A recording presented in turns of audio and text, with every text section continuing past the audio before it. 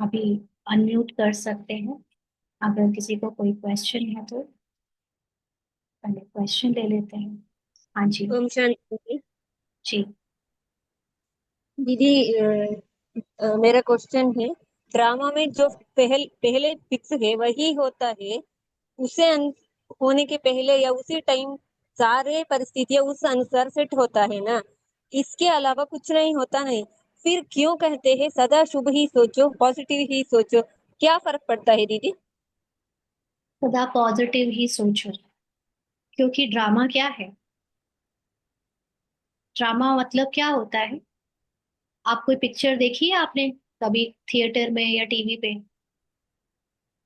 हाँ। तो आप थिएटर में और या घर पे जब मूवी देखते हो तो किस लिए देखते हो? किस लिए मैं। देखते हो? एंटरटेनमेंट के लिए देखते हो ना? हाँ, एंटरटेनमेंट के लिए देखते हैं, हाँ।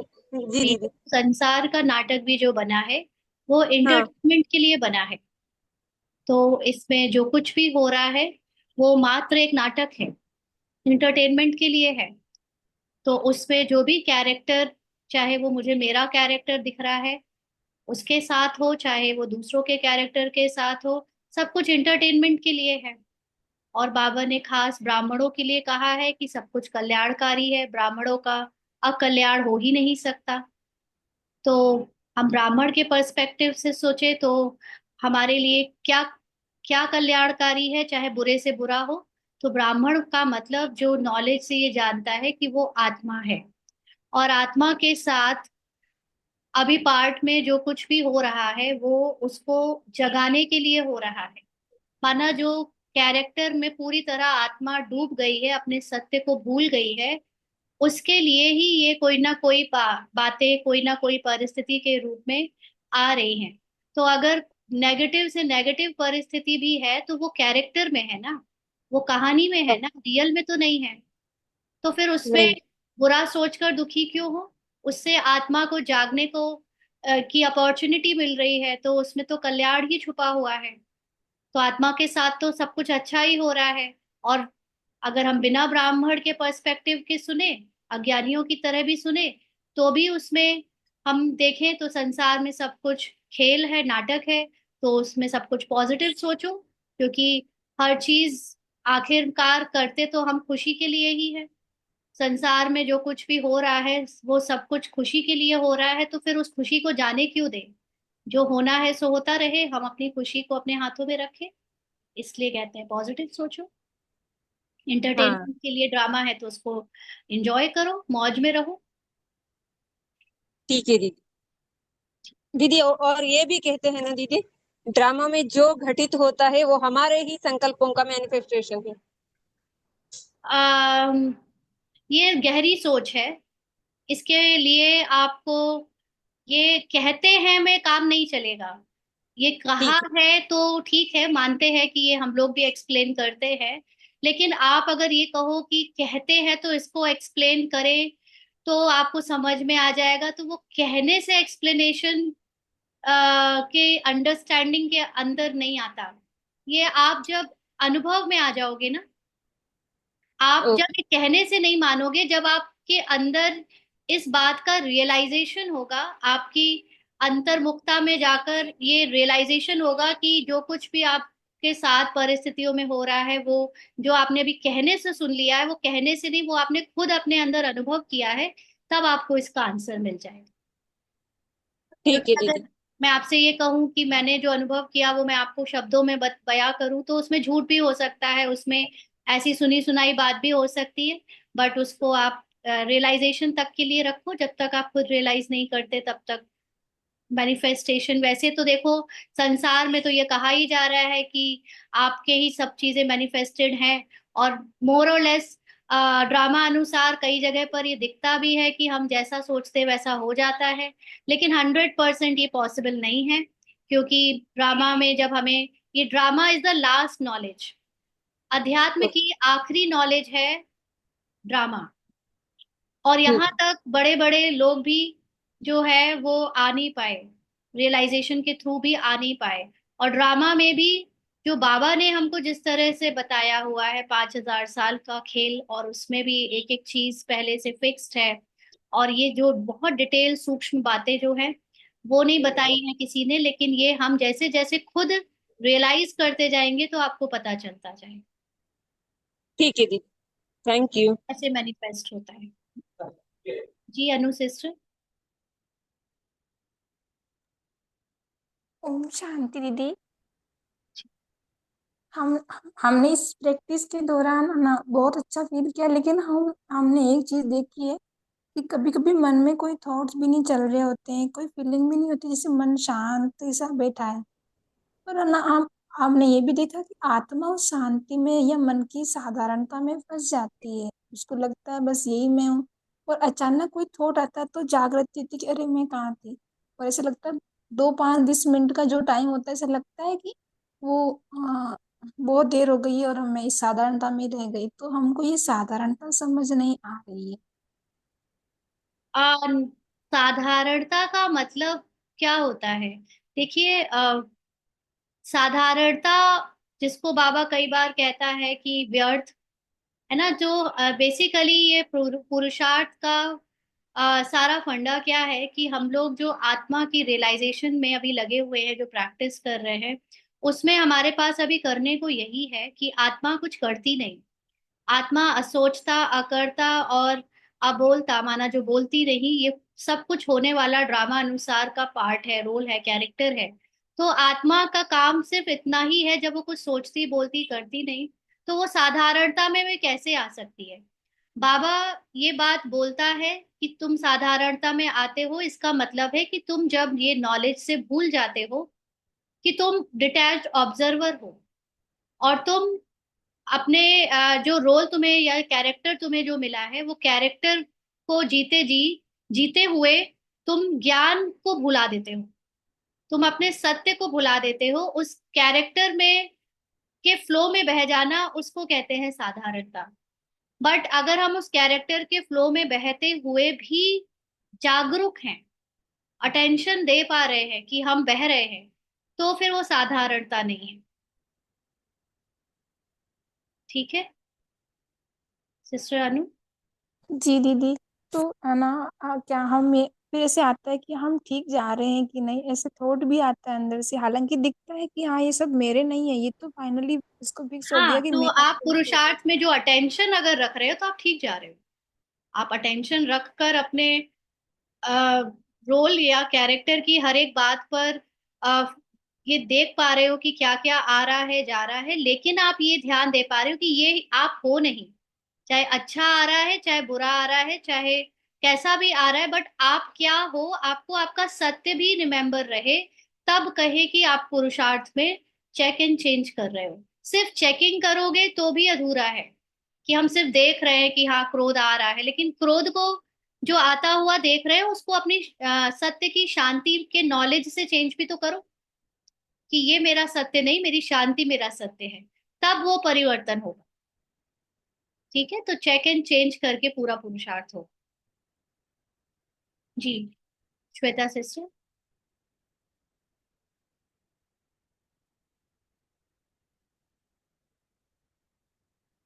श्वेता सिस्टर आप कुछ पूछ रहे हो? जी पूर्णिमा सिस्टर आप बताइए। हाँ, ओम शांति दीदी। जी। ये अभी तो ड्रामा के बारे में बताया, जस्ट उससे ही रिलेटेड, जैसे कभी कभी आप बोलते हैं ना कि हिसाब किताब पूरा हो रहा है या कुछ ऐसे, तो वो हिसाब किताब का बात तो नहीं होना चाहिए, वो ड्रामा फिक्स है, तो इसमें मतलब हिसाब किताब का तो बात नहीं हम्म। है ना। हम्म। देखिए, हिसाब किताब की बात कब लागू होती है और कब लागू नहीं होती है, हम इसको समझते हैं।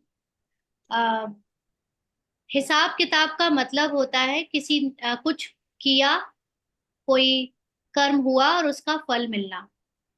तो कर्म का फल तो हमेशा मिलता है, कोई भी कर्म, कोई भी कैरेक्टर के द्वारा कुछ किया गया तो उसका फल तो मिलेगा। बट बात उस हिसाब किताब खत्म होने की तब आती है जब आप वो हिसाब किताब बनाने वाला कैरेक्टर की स्मृति से बाहर निकल आते हो। हमेशा हिसाब किताब किसने बनाया? फॉर एग्जाम्पल महाभारत ही ले लो। महाभारत अगर एक रियल स्टोरी है तो उसमें जो दुशासन, दुर्योधन या कौरवों ने किया, वो अगर हमने जो टीवी में महाभारत देखी एज अ नाटक, एज अ ड्रामा, उसमें दुशासन ने द्रौपदी की साड़ी खींची, दुर्योधन ने कुछ किया, तो वो जो कैरेक्टर है वो दुर्योधन और दुशासन का, उसका उनको फल मिला, उनको मृत्यु मिली उसके फल के रूप में। बट वो जो कैरेक्टर बजाने के पीछे जो एक्टर था, सपोज करिए कि कोई राजीव नाम का कैरेक्टर था जो दुर्योधन या दुशासन का, दुर्योधन का ही पार्ट बजा रहा था। अब राजीव ने दुर्योधन का पार्ट बजाया, उस पार्ट में उसने बुरा कर्म किया, तो उस कर्म का फल दुर्योधन को नाटक के अंदर ही मिल गया।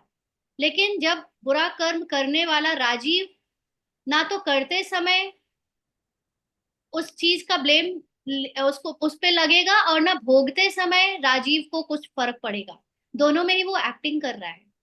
तो जब तो आप मतलब आत्मा, आत्मा का कैरेक्टर हिसाब किताब नहीं है, कैरेक्टर का हिसाब किताब है ना? कैरेक्टर के वही कैरेक्टर में भी देखो, अब हम ये बोले कि रूपाली तो मैं रहूंगी नहीं पूरे 84 जन्मों में, अगर रूपाली कुछ कर रही है तो रूपाली को ही भोगना है, मतलब उसी जन्म में भोगना चाहिए। बट एक्चुअली में ये रूपाली के पीछे जो आत्मा का मन है, इस मन ने जो स्क्रिप्ट अनुसार जो उसको करवाया गया, उस मन को ही, अपने सूक्ष्म शरीर को ही अपने आगे के जन्मों में या किसी उसी जन्म में आगे के जन्मों में उस कर्म का फल भोगना पड़ता है।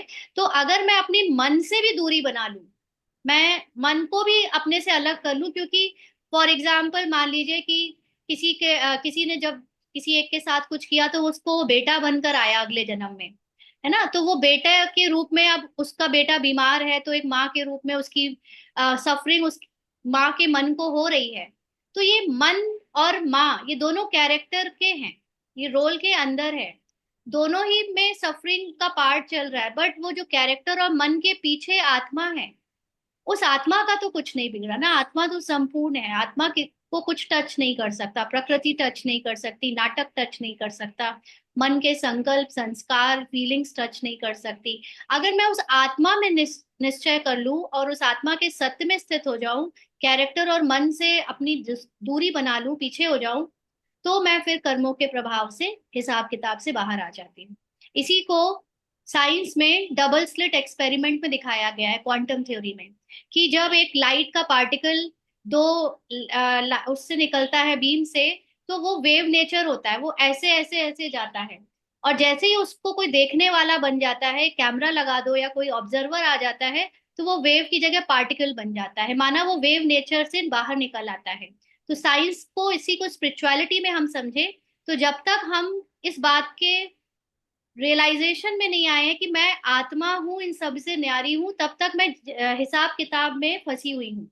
मैं वेव नेचर, मतलब एक यहाँ कर्म किया, किसी जन्म में फल भोगा, फिर कर्म किया, फिर फल भोगा, इसके चक्र में फंसी हुई हूँ। लेकिन जहां से, जिस दिन मैंने ये रियलाइजेशन कर लिया कि मैं आत्मा, मन से भी न्यारी हूँ, प्रकृति से न्यारी हूँ, हर चीज से न्यारी हूँ, मेरे ऊपर कोई प्रभाव पड़ता ही नहीं, ये अभी नॉलेज मिली है, आपने जिस दिन उस नॉलेज का एक्सपीरियंस कर लिया, उस ट्रुथ का एक्सपीरियंस कर लिया, उस दिन आप हिसाब किताब से बाहर आ जाओगे। फिर आप कभी ये नहीं बोलोगे कि मेरे साथ जो घटित हो रहा है वो मेरे ही कोई हिसाब किताब की वजह से हो रहा है। फिर तो आप सिर्फ ऑब्जर्वर बन जाओगे, और फिर ड्रामा में जो घटनाएं हो रही हैं घटित कैरेक्टर या दूसरे कैरेक्टर के द्वारा, जस्ट उसको देखोगे और अपने सत्य को हमेशा याद रखोगे, तो आप इस वेस्ट थॉट से बच जाओगे कि भोगना तो पड़ेगा ही। अगर आ भी रहा है पार्ट में, बॉडी में, मान लीजिए बॉडी में ही कोई बीमारी आ गई कोई वजह से, जिसको हम ड्रामा के अंदर वाली फीलिंग से कहें कि कर्मों का हिसाब किताब, बट एक्चुअली जब आप आत्मा के रियलाइजेशन में हो जाते हो तो थ्योरी बहुत चेंज हो जाती है।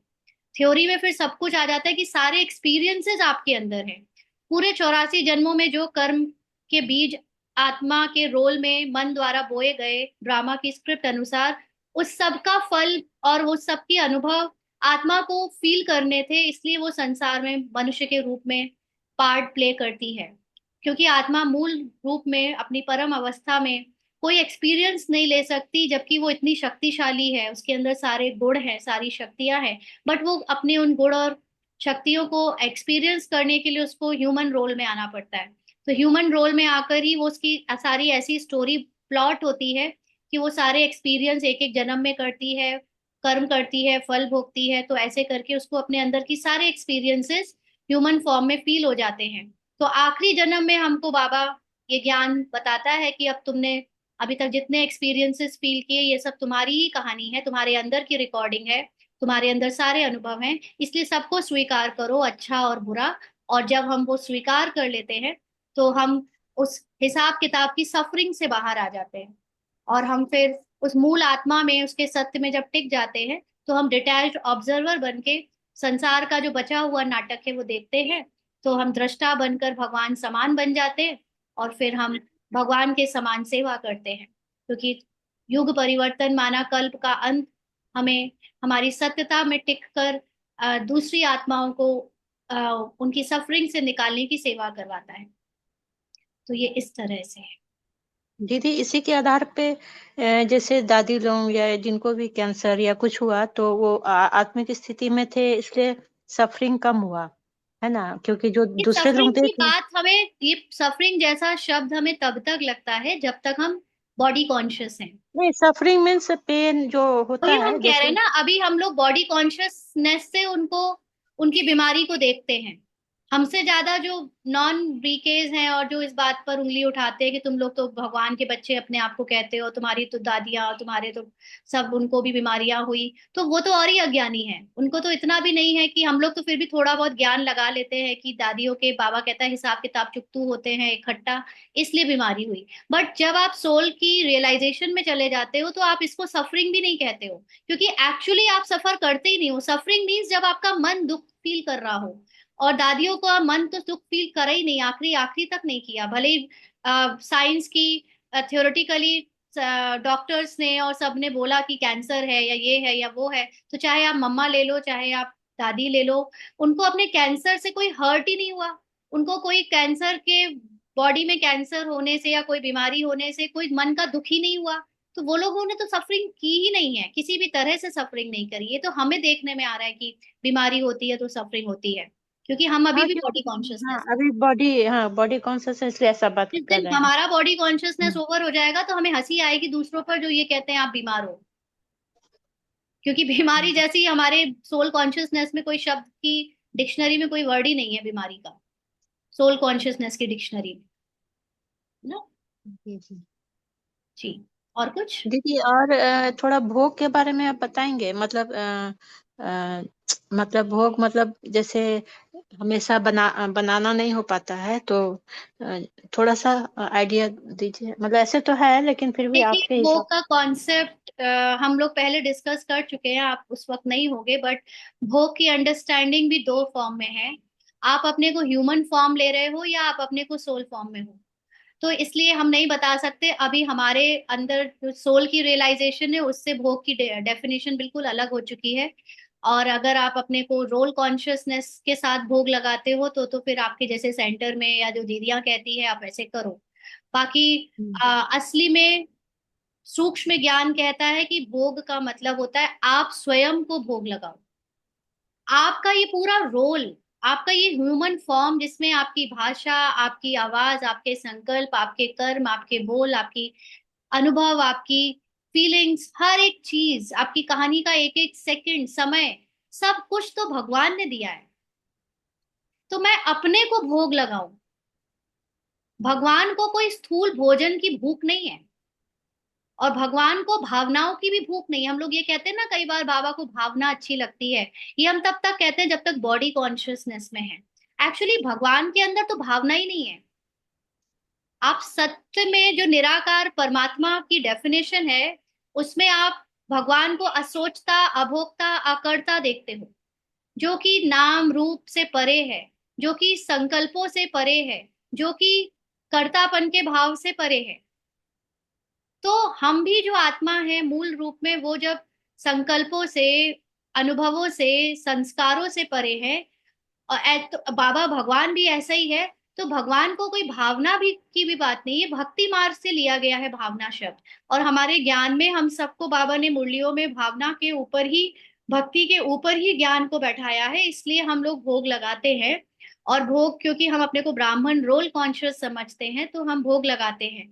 नो डाउट भोग लगाने के पीछे ये एक बहुत अच्छी लॉजिक है, साइंस है, कि जब हम भोग लगाते हैं तो हमें बाबा की याद में रहने को टाइम मिलता है। भोजन बनाते समय हम अपनी आत्मा में स्थित हो पाते हैं, हम स्वमान याद कर पाते हैं। भोग लगाते समय हम कुछ देर के लिए अपनी आत्मा की स्मृति में टिक पाते हैं, स्वमान ले पाते हैं। भोजन खाते समय हम अपनी आत्मा की स्मृति में टिक पाते हैं, स्वमान ले पाते हैं। ये राइट वे है, ये एक तरीका है अपने को आत्मा में स्थित करने का, भोग लगाने के बहाने। बट एक्चुअली में बाबा ना तो खाता है ना बाबा भासना लेता है। जो डिटैच्ड ऑब्जर्वर है, जो बिल्कुल बाहर है, खेल से बिल्कुल बाहर है। आप देखो, अगर एक मूवी में इमेजिन करना, हाँ, मूवी में डायरेक्टर ने स्क्रिप्ट के लिए या अपनी पूरी टीम के लिए जो एक्टिंग कर रही है, उस एक्टिंग में भोजन बनाने और खाने का एक शॉर्ट शॉर्ट क्लिक हो रहा है। अब जो शॉर्ट क्लिक हो रहा है वो भोजन की शूटिंग के टाइम पे हो रहा है, उसको जो एक्टर्स हैं वो खा रहे हैं।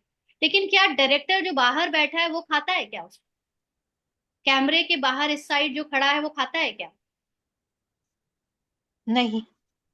तो ये भोजन खाना खिलाना, ये हमारे ह्यूमन रोल में एक भक्ति की भावना से और आत्मा को याद करने के पीछे एक लॉजिक है कि इस समय हम आत्मा को याद कर पाते हैं, पवित्रता में टिक पाते हैं। इसी बहाने हम कुछ देर बाबा को याद कर पाते हैं। उस भावना से भोग लगाना इज राइट। बट आप ये सोचो कि बाबा खाएगा, बाबा खाता है, तो ये तो बिल्कुल, बाबा खुद ही बोलता है कि मैं खाता नहीं। फिर बाबा ये कहता है मैं भासना लेता हूँ। कहीं कहीं बाबा ने कहा है मैं भासना लेता हूँ, और कहीं कहीं बाबा ने कहा है, बाबा ने ये भी कहा है कि वो भासना भी नहीं लेता। दोनों चीजें बाबा ने बोली हैं। बात है भोग लगाने की सूक्ष्म में। मुझे अपना पूरा कैरेक्टर, अपना पूरा रोल, अपनी पूरी एक एक संकल्प, श्वास, समय, सब कुछ भोग लगा देना है। बाबा को ये भोग चाहिए, बाबा को मेरा देह अभिमान का भोग चाहिए, जी दीदी। है ना? तो जी। असल भोग तो ये है। बाकी ना तो आत्मा और ना परमात्मा दोनों ही भोजन नहीं खाते। ये भी जो शरीर हाथों से बनाता है उसमें हद का माइंड यूज होता है, और खाना बनाने में जो भी मन लगता है, वो मन को मन मनाभव से अपने सत्य में टिकाकर हम खाना, अगर दिमाग ना भी लगाएं तो भी खाना बन जाता है। और बनते बनते जो थाली में परोस कर जो निवाला हाथों से तोड़ा जाता है, मुंह तक डाला जाता है, वो भी कर्मेंद्रियां करती है। पेट और भी शरीर में है, देह अभिमान देह में है, देह का की तृप्ति होती है, देह का पेट भरता है, हद का माइंड यानी हद का मन भरता है। बाकी आत्मा को उस स्थूल भोजन से कुछ नहीं मिलता, ना आत्मा को ना परमात्मा को। वो लोग केवल देख रहे होते हैं कि ये लोग खाने का एक सीन बजा रहे हैं बस। और एक्चुअली बाबा को तो देखना भी क्या ही है, वो तो हम अपने लिए कहते हैं कि हम बाबा के साथ कंबाइंड होकर देख रहे हैं कि हमारा पार्ट अभी भोजन बना रहा है, हमारा पार्ट अभी भोग लगा रहा है, और हमारा पार्ट अभी भोजन शरीर को खिला रहा है। That's it. इतना होता है। लेकिन ऑब्जर्वर बनकर अगर आप कर पाओ तो है कि हम ऐसे बैठे नहीं तो भोग लगा रहे हैं, तो वो याद करने का एक समय है। भोजन बनाना, भोजन खाना, मतलब अपने को आत्मा याद दिलाने का एक बीच बीच में टाइम निकालना युक्ति है। जी दीदी। दीदी एक और चीज पूछना था। फैमिली में लौकिक में जो बेटी का रोल प्ले कर रहे हैं, तो उनको थोड़ा डिप्रेशन का शिकायत हुआ था। तो मेडिसिन चल रहा है, लेकिन मैं तो डिटैच ऑब्जर्वर देख रही हूँ। लेकिन और कुछ हेल्प कर सकती हूँ मैं कैसे, मतलब आप आप कुछ बता। डिटैच्ड ऑब्जर्वर सिर्फ देख रही हो या कुछ चेक और चेंज भी कर रही हो? नहीं, चेक और चेंज क्या, नहीं समझे। माना डिप्रेशन का रोल जो प्ले कर रहा है आपकी बेटी या संसार का कोई भी, वो एक हाँ रोल हाँ। तो है, लेकिन क्या उस रोल के पीछे सोल की सत्यता को देखते हो? हाँ, रोल के पीछे सत्यता को देखती हूँ, उस आत्मा को देखती हूँ। सिर्फ आत्मा नहीं, कैसी आत्मा? जो ओरिजिनल क्वालिटी है आत्मा का, मतलब स्वस्थ एक्चुअली संपन्न। देखो, पहली बात कि हम पहले भी डिस्कस कर चुके हैं, जो साकाश जैसा शब्द है वो किसी और के लिए नहीं, वो अपने लिए बना है। हम किसी और को साकाश नहीं देते, हम अपने को साकाश देते हैं। सबसे पहली बात कि आप ये चेकिंग करते रहो हमेशा कि आपने अभी तो बोला कि मेरी बेटी का रोल है, बट जो बार बार, अगर संसार में अभी लाखों लोगों को डिप्रेशन है, क्या आपको उनसे फर्क पड़ता है? नहीं, अभी जिनके कांटेक्ट में नहीं हो तो लेकिन ऐसे। बट जी। क्योंकि मोह नहीं है ना। आपको बेटी के पार्ट में जो डिप्रेशन का पार्ट है उसको देखकर थोड़ा कुछ तो फर्क पड़ ही रहा है ना, मोह तो है ना थोड़ा। हाँ, नकार नहीं सकते है तो। हाँ। तो इस मोह को चेक करना है। बाबा ने आज की सुबह की मुरली में क्या कहा? मोहजीत राजा की कहानी सुनी है। हमें मोहजीत राजा बनना है। आप ये बस अपने को साकाश देते रहो कि आपका सत्य किसी बच्चे, किसी पति या किसी माँ के रोल को बजाने वाली आत्मा की एक्टिंग से बदल नहीं सकता। आप हम हर वक्त अपने अंदर चेक एंड चेंज करते रहो कि उसके रोल से आप प्रभावित तो नहीं हो रही हो। ये अगर आप, बाबा ने आज ये भी कहा कि रहम दिल बनो आप। रहम दिल का मतलब अपने ऊपर रहम करो। आखिर आप उसको बेटी मानकर, या मैं सिर्फ कह रही हूँ क्योंकि आपकी जगह अगर ये पार्ट भी होता तो हो सकता है इसको भी फर्क पड़ता पड़ा। इसके भी पुराने टाइम पे कोई ऐसा पार्ट था जो देखा इसने ऐसे साक्षी होकर। बट ज्ञान से आपको ये तो पता है ना कि आप उसकी रियल में माँ नहीं हो, हाँ जी जी। आप आत्मा हो। तो आपको हर हम्म। वक्त इसी बात की चेकिंग रखनी है कि आज बेटी के पार्ट में, कल को कोई और पार्ट में या किसी और पार्ट में कुछ भी बात आए, you should be very careful कि आपके अंदर कोई भी दुख की भासना ना आए। और अगर आ भी रही है उसके पार्ट को देखकर, तो आप उस दुख की भासना को तुरंत अपने सत्य से चेंज करो कि मैं तो आनंदमयी आत्मा हूँ, मैं तो आनंद से भरपूर आत्मा हूँ, मैं तो सच्चित आनंद स्वरूप हूँ। आप अपने आप को साकाश देते रहो। आपकी साकाश से चारों तरफ की आत्माओं को अपने सत्य का आभास होने लगेगा। उसको देखोगे तो साकाश नहीं दे पाओगे उसको, क्योंकि आप एक कहीं ना कहीं बेटी के रूप में देख ही रहे हो ना। तो बेटी भूलना मुश्किल होता है। नहीं, पहले स्टार्टिंग में काफी थोड़ा सा मुझे असर हो रहा था, लेकिन 2 साल हो चुका मैं लेकिन अब काफी कम हो गया है। मतलब क्या बोलेंगे, 10% या 5% आप बोल सकते हैं। तो तो अब आप बस ये देखो कि उसका पार्ट भी आपके लिए ही सहयोगी है। आपको आपको एक अपॉर्चुनिटी मिल रही है उसके पार्ट से कि आप अपनी चेकिंग कर सको कि थोड़ा सा भी मोह ना रह जाए। और हाँ मोह जी जी। भी खत्म हो, साथ साथ आपके अंदर भी चेकिंग हो जाए कि कहीं गलती से भी आप उसके डिप्रेशन को सच ना मान लो, हाँ जी जी।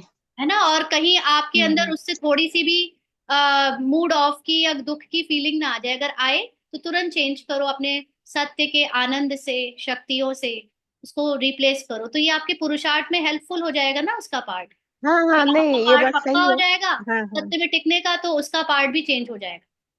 हाँ, मुझे मजबूत बनाने के लिए ही ये पार्ट चल रहा है, मैं समझ रही हूँ। बहुत सारा चीज में चेंज भी हुआ मेरे में। हाँ ठीक है, ओम शांति जी। जी। श्वेता सिस्टर, आपको पूछना था। ओम शांति दीदी। दीदी, मुझे शेयर करना था अपना पुरुषार्थ कि मुझे जब से ये अंडरस्टैंडिंग मिली है, अभी बाबा ने जब से आपके साथ जोड़ा तब से कि मतलब हर कर्म ईश्वरीय सेवा है। तो इससे मुझे बहुत अच्छा फील हो रहा है। पहले मैं समझती थी कि अरे, सेंटर पे जो समर्पित दीदियां हैं सिर्फ वही सेवा कर सकती है, और हम थोड़ी देर जाके वहां बर्तन साफ कर देते थे या कुछ भी कर देते थे तो हमें बहुत खुशी मिलती थी। और ये जानते थे कि ये लौकिक कार्य भी ईश्वरीय सेवा, लेकिन उसको फील नहीं कर पा रहे थे। अभी फील होने लगा है बहुत कुछ। और जैसे बाबा ने कहा कि बाबा साथ है, ये याद रखो, सेवा में आप और बाबा कंबाइन हो। तो ये अनुभूति जब अकेले रहते हैं तो रहती है, लेकिन कोई साथ में आ जाता है तो थोड़ी देर के लिए विस्मृत हो जाती है, परेशान भी होते हैं, फिर याद आ जाता है। तो ऐसे करके चल रहा है। तो दीदी, सेवा से भी देह अभिमान टूटता है ना, बाबा कहते हैं। तो थैंक यू। एक्चुअली ये सच है कि हम लोगों को पहले लौकिक भार लगने लगा था, है ना। लगता था कि बस अलौकिक की तरफ ही जाएं, अलौकिक के रूप में ही सेवा सेवा होती है। बट बाबा ने इस अंडरस्टैंडिंग से हम सबको एक नया जीवन दे दिया है, जिसमें हम लोग अब ये जानकर कि लौकिक जीवन का भी सारा पार्ट अगर हम आत्मिक स्मृति से कर रहे हैं, साक्षी दृष्टा बनकर सबके साथ प्ले करते हुए रोल से डिटैच होकर कर रहे हैं, तो हमारी सबसे बड़ी सेवा तो यहीं से हो रही है। तो एक ये भार उतर गया कि हमको कहीं जाकर ही कुछ करना है। अगर वो पार्ट है तो उसमें भी संतुष्ट है, अगर नहीं है तो घर रहकर या जहां पर भी बाबा ने रखा है वहां रहकर हम जो भी कर्म करें वो आत्मिक स्मृति से करें और सत्य को जानकर उसको याद रखकर करें, तो हमारी कंटिन्यू सेवा हो ही रही है। तो ये बहुत आगे ले जाने वाला एक अनुभव है। ठीक है, और किसी को सुनाना है? और किसी को कुछ पूछना है?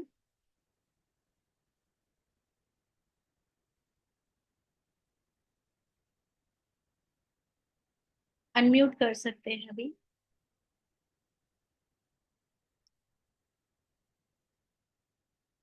एक क्वेश्चन मेरे पास आया हुआ है। मेरा क्वेश्चन है कि बाबा बोलते हैं ना कि भटकती हुई आत्माएं आपके पास अंत में शांति के लिए आएंगे। तो आत्मा कभी अ, अच्छा, अभी हम लोगों ने और ये पहले समझा कि आत्मा कहीं आती जाती नहीं है, तो ये क्या है? वो आत्माएं आके हमसे बुरा कर्म कराएंगे। थोड़ा थोड़ा सा राइटिंग में समझ नहीं आ रहा क्या लिखा है। इससे ऐसा होगा क्या, तो ऐसा होगा क्या, ये आपने पूछा है। सबसे पहले तो हमें ये जानना है भटकती हुई आत्मा होता क्या है। आज की मुरली में, सुबह की मुरली में बाबा ने क्लियर लिखा है परमात्मा क्या है। देखो, इस समय ना एक ऐसी कल से चिंतन आ रहा है। हम ब्रह्मा कुमारी को वर्ल्ड की स्पिरिचुअल यूनिवर्सिटी कहते हैं। स्पिरिचुअल यूनिवर्सिटी का मतलब होता है जहां आध्यात्मिकता का ज्ञान का प्रकाश चारों तरफ फैले। बट अभी जैसे पार्ट में इस समय हम देख रहे हैं कि स्पिरिचुअलिटी के साथ साथ थोड़ा सा कल्चरल भी मिक्स हो गया है। थोड़ा नाच गाना और नॉन स्पिरिचुअल प्रोग्राम्स भी हो रहे हैं। जैसे भले ही वो प्रोग्राम और ड्रामा के अंदर है, पार्ट है लोगों को अट्रैक्ट करने के लिए, कि जैसे सुबह भी डिस्कस किया कि बुरी आदतें छोड़ो, या इन सब पे हम लोग बड़े प्रोग्राम्स करते हैं और वो सफल भी होते हैं ताकि उनसे कुछ आत्माएं निकल के आती हैं, फिर वो यहाँ पर नॉलेज लेना शुरू करती हैं। बट एक्चुअली बाबा ने मुरलियों में कई बार कहा है, अभी तक ये तो फेमस हो गया है कि ब्रह्मा कुमारी बहुत अच्छा काम कर रही हैं, ब्रह्मा कुमारी अच्छा सिखाती हैं, बहुत अच्छा प्यार देती हैं, सब कुछ ये सब। बट अभी तक किसी ने ये नहीं कहा कि ब्रह्मा कुमारी का ज्ञान ही परमात्मा का ज्ञान है। तो जब वर्ल्ड गॉडली स्पिरिचुअल यूनिवर्सिटी का मतलब होता है कि यहाँ की नॉलेज से सारी आत्माओं को ऐसा अनुभव हो जाए कि this is the last knowledge which can liberate a soul, जो सभी आत्माओं को आखिरी में लिबरेट कर सकती है। तो ये जो नॉलेज की पराकाष्ठा है वो बाबा है। आज बाबा ने मुरली में मॉर्निंग में कहा भी कि परम पिता परमात्मा ज्ञान है। तो बाबा की नॉलेज से मिलते जुलते ज्ञान तो बहुतों ने दिया है। बहुत, आप जैसे जैसे आगे बढ़ोगे आप देखोगे कि बाबा जो नॉलेज हमें दे रहा है, ये नॉलेज हमने उपनिषद वेदास और भी कहीं कहीं पे है। बट उस बाबा ने कल परसों भी कहा था कि शास्त्रों में जो नॉलेज है उसको समझता कोई नहीं है। तो बाबा जब आया तो वो शास्त्रों का सार हमको सिखा रहा है। एक्चुअली सोल, शास्त्र या उपनिषद या कुछ भी जो लिखा हुआ है वो सोल कॉन्शियस लेवल पे पढ़ने पर उसका रियल क्रक्स समझ में आता है। बट उसको जब बॉडी कॉन्शियसनेस से पढ़ा जाता है तो बहुत सारे उसमें मतभेद और विभाजन हो जाते हैं, जिसके कारण और ही ज्यादा मनमुटाव और लड़ाई और हिंसा और ईगो डेवलप हो जाते हैं। तो भगवान का नॉलेज सभी आत्माओं को जब सोल कॉन्शियसनेस के साथ चेंज करेगा तब सब ये मानेंगे कि यही आखिरी परमात्मा का ज्ञान है। तो जैसे कि यहाँ पर बाबा, आपने जो क्वेश्चन पूछा कि आत्माएं, बाबा कहता है कि अंत में आत्माएं भटकती हुई आएंगी। तो परमात्मा ज्ञान है। आत्मा क्या है? आत्मा उस ज्ञान की प्यासी है। आप समझ रहे हो? नॉलेज और लैक ऑफ नॉलेज इज आत्मा। जब ये आत्मा नॉलेज से भरपूर हो जाती है तो वो परमात्मा के समान हो जाती है। तो हम सब आत्माओं में जो लैक ऑफ नॉलेज है वही हमारी इविलनेस है, वही इविल स्पिरिट है। कोई दूसरी आत्मा आ जाती है। हमने एक क्लास ली थी इविल सोल के ऊपर, आप वो देखिएगा। उस क्लास में बाबा ने साफ साफ बताया है कि इविल सोल कोई बाहर से प्रवेश नहीं करती है। आप ही के अंदर 84 जन्मों के अंदर अंदर या जो प्ले नहीं हुए हैं पार्ट, नेगेटिव रोल, ड्रावड़ के रोल, वही जो अंदर भरे हैं वो ही निकल निकल कर जब अचानक से आते हैं, तो आप अपने अंदर की उन फीलिंग्स को, उन इमोशंस को खुद पहचान ही नहीं पाते हो कि ये मेरे हो सकते हैं। तो हमारे अंदर से वो अजीब अजीब सी चीजें जो भूत प्रेत जैसी निकल कर आती है, वही को, उन्हीं को हम इविल सोल का नाम दे देते हैं। इविल सोल या कोई भी इतना क्रोधी, कामी, पतित क्यों बनता है? लैक ऑफ ट्रुथ के कारण ना, लैक ऑफ ट्रुथ नॉलेज के कारण, अपने सत्य आत्मा को भुलाने के कारण। तो जब हम आत्माओं के अंदर अगर प्योर ज्ञान जो बाबा दे रहा है उसकी समझ पूरी तरह से नहीं होगी, जिनमें भी हम ब्राह्मण में, ब्रह्मा कुमारी कुमारों में भी प्योर ज्ञान नहीं होगा, अपने सत्य की स्मृति पे पुरुषार्थ नहीं किया होगा, उन्हीं के अंदर अपने ही 84 जन्मों के ऐसे ऐसे रिकॉर्ड संस्कार के रूप में प्ले होंगे कि ऐसा लगेगा कि बाहर की कोई इविल सोल मेरे अंदर घुस गई है। और एक्चुअली कोई बाहर की नहीं होगी, ये आप ही के अंदर के संस्कार होंगे, कहीं काम के, कहीं क्रोध के, कहीं अहंकार के, ऐसे अलग अलग भूत निकल कर आएंगे। तो जब ये निकल के आएंगे तो बाबा ने कहा ऐसा लगेगा कई आत्माओं का मेरे ऊपर अटैक हो रहा है, बट कोई बाहर की आत्मा नहीं है, ये मेरे ही अंदर बचे हुए संस्कार जिनको मैंने चेक एंड चेंज नहीं किया है, योग की अग्नि से भस्म नहीं किया है, वही निकलेंगे। तो इसी को बाबा कहता है कि कई भटकती हुई आत्माएं प्रवेश करेंगी। तो हम में से जो कमजोर पुरुषार्थी रह गए होंगे, जिन्होंने सत्य पर निश्चय करके अपने पुरुषार्थ को भली भांति नहीं किया, उन सबके साथ ऐसा होगा। तो आपने पूछा इसके अलावा कि भटकती हुई आत्माएं जो आएंगी शांति के लिए, तो वो शांति के लिए क्यों आएंगी? क्योंकि हमारे अंदर के जो संस्कार है वो निकलने के लिए आएंगे। फाइनल अपने घर आत्मा में, मन के अंदर सारी नेगेटिव ट्रेट्स मर्ज होने के लिए आएंगे। क्योंकि आत्मा के साइलेंस में अच्छा और बुरा दोनों पार्ट है। अच्छा पार्ट तो हम जानते हैं, लेकिन बुरे पार्ट को जो हम ना तो जानते हैं और ना चाहते हैं कि वो हो हमारे अंदर, तो जब वो आने लगता है तो हम उसको स्वीकार ही नहीं कर पाते। तो फिर हम तंत्र मंत्र वालों के पास, डॉक्टर के पास, साइकोलॉजिस्ट के पास जा जाकर उनसे कहते हैं खत्म कर दो, खत्म कर दो, दिखा दवाई खिला दो, कोई जादू टोना कर दो। बट एक्चुअली वो खत्म केवल अपने को आत्मा समझकर करने से ही होता, तो जो शांति में स्थित होने से ही होता। तो जब हम साइलेंस में स्थित होने का अभ्यास निरंतर करते रहेंगे तो वो संस्कार जब आएंगे तो हम डिटैच्ड ऑब्जर्वर होकर उनको देखेंगे, पास होने देंगे, आने देंगे, जाने देंगे, लेकिन हम उसमें फंसेंगे नहीं। और जैसे कि बाबा ने आज मुरली में कहा कि बिंदु लगाओ, जो भी निकला उसमें तुरंत बिंदु लगाओ। तो भूत का पार्ट भी निकला अपने अंदर से, तो बिंदु लगाओ। जिस समय आप ऑब्जर्व कर पाए, जिस समय आप ध्यान दे पाए, उसमें फुल स्टॉप लगाओ, आगे बढ़ो, है ना। तो ये इस तरह से होगा, और यही नेगेटिव संस्कार हमसे बुरा कर्म कराएंगे। तो ये अंडरस्टैंडिंग से समझना है कि कोई इविल स्पिरिट बाहर से प्रवेश नहीं करती, हमारे अंदर की ही मन की इविलनेस है, जो कई जन्मों में हमने बहुत कामुकता के जन्म बिताए होंगे, बहुत क्रोध के जन्म बिताए होंगे। आप देखो पिछले 1000 वर्ष के अंदर भारत में और पूरे विश्व भर में कितनी बुरी तरह से कई युद्ध हुए हैं, हिंसक युद्ध हुए हैं। इनफैक्ट कामुकता से भरे कर्म हुए हैं लोगों के। तो वो सब तो भरा ही होगा ना, हम कभी पुरुष होंगे, कभी स्त्री होंगे, तो हर तरह का अंदर भरा पड़ा होगा। वो सब निकल निकल के अगर आएगा और हम अपनी आत्मा में स्थित नहीं होंगे, डिटैच्ड नहीं होंगे अपने मन से, रोल के मन से, ऑब्जर्वर की तरह, दृष्टा की तरह उसको दूर से नहीं देख रहे होंगे, तो हम उसमें डूब जाएंगे। और फिर वो जो मन को सफरिंग होगी, वो हमें ऐसा लगेगा कोई भूत मुझको मार रहा है, कोई भूत मुझको प्रताड़ित कर रहा है, कोई भूत मुझे तड़पा रहा है, तो हम दूसरों के पास भागेंगे, है ना। तो एक्चुअली वो शांति जो चाहिए, वो आत्मा के साइलेंस की स्थिति, उसको ज्ञान से पता चलती है कि मैं हूं ही साइलेंस, मैं हूं ही शांत स्वरूप।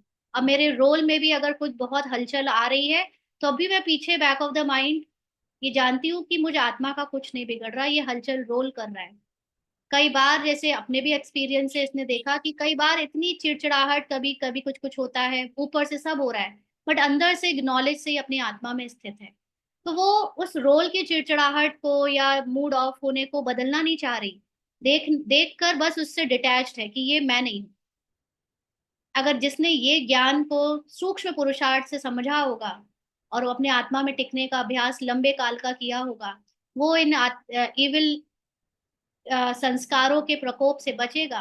और जिसने नहीं किया होगा उसको तो ऐसे ही लगेगा कि दूसरी आत्माएं भटक कर मेरे अंदर प्रवेश कर गई। तो ये ऐसा होगा। अच्छा, एक आज क्वेश्चन आया था ऐसे ही शेयर करने के लिए, आपसे पूछने के लिए। आ, बाहर का जो नाटक होता है, कोई भी मूवी या सिनेमा या एक्टिंग सीरियल्स में जो होती है, उस नाटक में और बाबा ने जो हमें नाटक बताया उस नाटक में, इस नाटक में क्या अंतर है? वैसे तो कुछ बहुत मोटी मोटी बातें हैं, वो तो आप बता ही दोगे। बट हम देखते हैं कि हम एक सूक्ष्म बात है, एक सूक्ष्म अंतर है, वहां तक पहुंचते हैं कि नहीं, तो बताएंगे। संसार का जो लिमिटेड टाइम का जो नाटक होता है और हमारा ये जो ड्रामा वाला नाटक है, इन दोनों में क्या अंतर है? क्या क्या अंतर है? एक नहीं, मतलब ऐसे तो कई है। हमको स्क्रिप्ट और रोल नहीं मालूम है। ओके, स्क्रिप्ट तो वेरी गुड, आपने एक ही बार में पकड़ लिया। हमें लगा था कि आप लोग ये सब बोलोगे जैसे बाकी लोग बोल रहे हैं, ड्यूरेशन 5,000 साल का और वो 2 या 3 घंटे का, या कहीं कुछ सीरियल्स का। राइट, पहले ही आंसर में काफी क्लोज पहुंच गए सोनाली सिस्टर, कि हमको स्क्रिप्ट और रोल नहीं मालूम है। दुनिया में जो भी ड्रामा होते हैं या सीरियल्स शूट होते हैं या कोई मूवी शूट होती है, तो उसमें जो एक्टर एक्टिंग करता है उसको उसके हाथ में स्क्रिप्ट दी जाती है, और उसे से पूरी फिल्म की कहानी पता होती है कि उसको अब क्या क्या रोल प्ले करना पड़ेगा। तो वो अपना माइंड पहले से मेकअप कर लेता है कि अगर उसका माइंड चीरहरण का होना है, द्रौपदी का रोल प्ले करने वाली एक्टर का, तो वो पहले से ही माइंड मेकअप कर लेगी कि आज शूटिंग में मेरा चीरहरण, मतलब कैरेक्टर का चीरहरण होना है, तो वो माइंड को तैयार कर लेगी। लेकिन हमारे इस ड्रामा में हमें 1 सेकंड बाद भी क्या होगा पता ही नहीं है, लेकिन है ड्रामा, बस ये पता है। तो ये एक सबसे बड़ा अंतर है कि बस हमें इतना पता है कि ये ड्रामा है, बट स्क्रिप्ट नहीं पता कि क्या। बस एक चीज और पता है, वो ये कि कल्याणकारी है।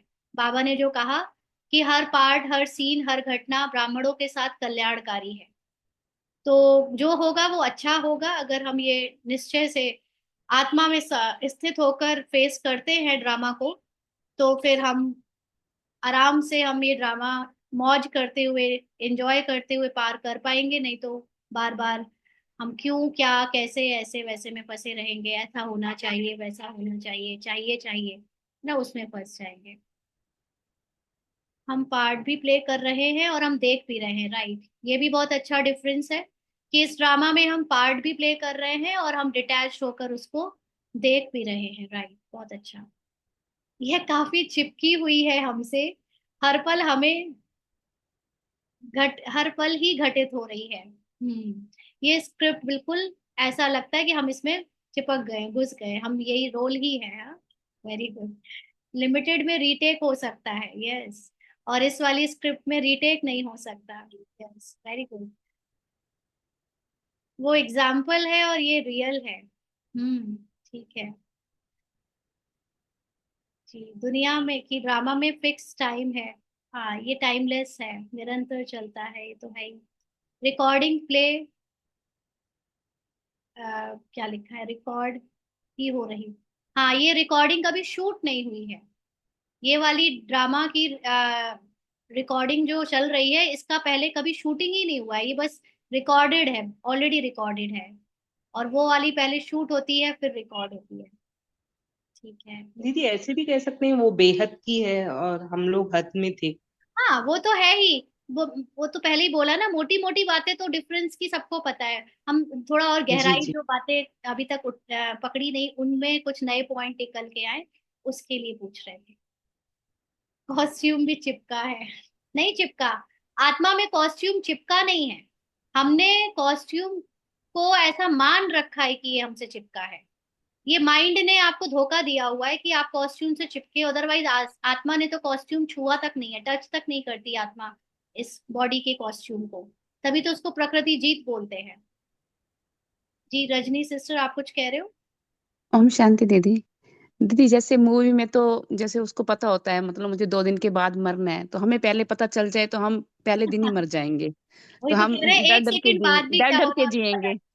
हाँ, हाँ जी दीदी, तो इसलिए तो ये हमारे को पता नहीं है ना, तो बिल्कुल सही है ये हमारे लिए, बिल्कुल कि जी। हमारा अगला रोल क्या होगा, अगला सीन हमारा क्या होगा। तो हाँ, ये उसमें दोनों हमारे लिए बातें, बेटर है। अच्छा भी है और बुरा दोनों बातें हैं। हाँ पहले से जी दीदी। चीजें पता हो तो तैयार हो जाए, लेकिन आत्मा हाँ की स्थिति में जब आप सोल कॉन्शियस होने लगते हो तो काफी कुछ चीजें पहले से आपको रियलाइज होने लगती है कि अभी ये होगा ऐसे जी। ऐसे। और बाबा ने ड्रामा का ज्ञान तो दे ही दिया है कि क्या क्या होगा। मोटे मोटे रूप से तो बता ही दिया है कि बहुत हलचल होगी, ऐसी ऐसी बातें होंगी जो सपनों में भी नहीं सोची है। तो कुछ तो मोटा मोटा पता ही है। बट बाकी अपनी अपनी कहानी में जब कोई सीन आता है अचानक से, दूसरा एक्टर कुछ ऐसे बजा के चला जाता है, तब थोड़ा हिल जाते हैं। बट यही तो पुरुषार्थ है, इसी में तो गेम है, सारा खेल है, और इसी में एंजॉय भी करना है। दीदी हमारे लिए यही बेटर है कि हमें किसी चीज का भी पता ना हो, तो हम अब चुपचाप करते जाएंगे, उसको एक्सेप्ट करते जाएंगे, जो अचानक होगा करते जाएंगे उसको। तो ये भी बहुत अच्छा है हमारे, यही तो कल्याणकारी है हमारे लिए फिर दीदी। हाँ जी, बहुत अच्छा है ड्रामा हमारे लिए, सच में शुक्रिया एक्टर बाबा। चेंज नहीं हो सकता। हाँ, ये भी है बिल्कुल। आप कितना भी कोशिश कर लो, रिजाइन करके चले जाओ, मुझे नहीं करनी है एक्टिंग, लेकिन नहीं जा सकते। ये ड्रामा बहुत ज्यादा रियल फील होता है, उसमें अनरियलिटी बहुत क्लियर होती है। हाँ, इस रोल किसी और को नहीं दे सकते। राइट। इसमें हम खुद ही हीरो एक्टर है, सस्पेंस मूवी है, इल्यूजन सब। राइट, बहुत अच्छा। और किसी को कोई क्वेश्चन या अपना कोई एक्सपीरियंस शेयर करना है तो प्लीज बताएं। जी मोनी ओम सच। शांति दीदी। इसमें एक ये है ना कि जैसे इस ड्रामा को के हमें अगले सीन का कुछ नहीं पता, अगर पता चल जाए तो हमारा कुछ भी नहीं कर पाएंगे, हम परेशान ही रहेंगे। भले ही हमें पता हो पता कि चल ड्रामा जाए है। आगे चलकर आपकी सारी प्रॉब्लम खत्म होनी है तो मजा नहीं आ जाएगा। नहीं वो फिर थोड़ी देर के लिए पता चल जाएगा, लेकिन प्रॉब्लम आनी है वो भी तो हो गई, क्योंकि सीन एक से तो रहेंगे नहीं। तो हाँ, इसी से एंटरटेनमेंट रिलेटेड नहीं रहेगा ना। कोई कहानी बता देता है पिक्चर की पहले से तो उसको डांट एक लगा बात देता मतलब शेयर करनी थी कि जैसे हमें एक है। वो कह दीदी रहे जो ना मजा आने नहीं वाले आ रहा है, हाँ तुम मत ओम बताओ, शांति। हम खुद देखेंगे पूरी तब मजा आएगा। हाँ, वही तो कहानी ऐसे ही बताओ, तभी मजा तो आता है। एक बात मतलब शेयर करनी थी कि जैसे एक मतलब कजिन है, तो उसने उसकी फ्रेंड की कोई मौसी वगैरह है वो सब देख लेती हैं हम्म। कई दिन पहले से। जैसे किसी की डेथ होने वाली हो तो उन्हें समझ में आ जाता है, वो भूत भविष्य भी देख लेती हैं। तो हम्म। जैसे किसी की डेथ होनी हो तो उनको 4-5 दिन पहले से अजीब सी स्मेल आने लगती है, हम्म। तो वो परेशान हो जाती हैं मतलब। हम्म। और 3-4 दिन अपने आप को कमरे में बंद करके रखती हैं कि हमने कहा अब तो उनको एक एक पल कितना खतरनाक होता होगा कि ये तो पता नहीं चलता कि कौन जाएगा, लेकिन जाना है किसी को। हाँ।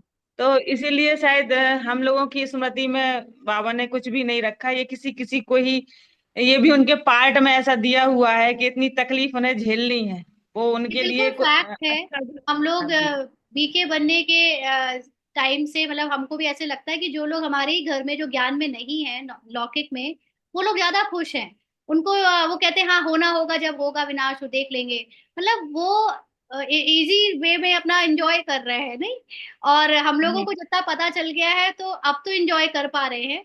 लेकिन जब तक ये सूक्ष्म ज्ञान तक नहीं पहुंचे थे तो हम लोगों को भी यही बहुत था कि ये होना है वो होना है, बस हम लोग इसी फ्यूचर में और इसी को सोच सोच कर दूसरों को सुनाते रहते थे। तो दूसरे लोग, मतलब हम प्रेजेंट में नहीं रह पा रहे थे ना। अब तो हमें बाबा ने सिखाया है कि प्रेजेंट में रहो, जो हो रहा है उसमें तुरंत आत्मा में स्थित हो जाओ और उसको एंजॉय करो। ड्रामा है, अब तो बहुत सूक्ष्म में हम लोग कर पा रहे हैं, लेकिन ये भी सही बात है, पहले से कुछ पता चल जाता है तो फिर वो उसके जीवन बड़ा मुश्किल हो जाता है।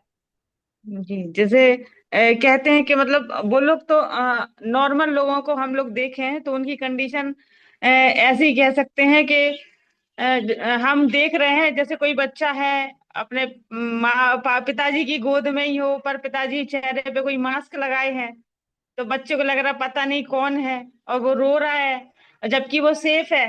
उसे पता है कि हम अपने पापा, मतलब उसके पापा जानते हैं कि मेरा बच्चा है मेरे पास सेफ है, पर वो रोए जा रहा है क्योंकि उसे नहीं पता ना कि जी हमारे पापा हैं, उसके चेहरे पे मास्क लगा हुआ है।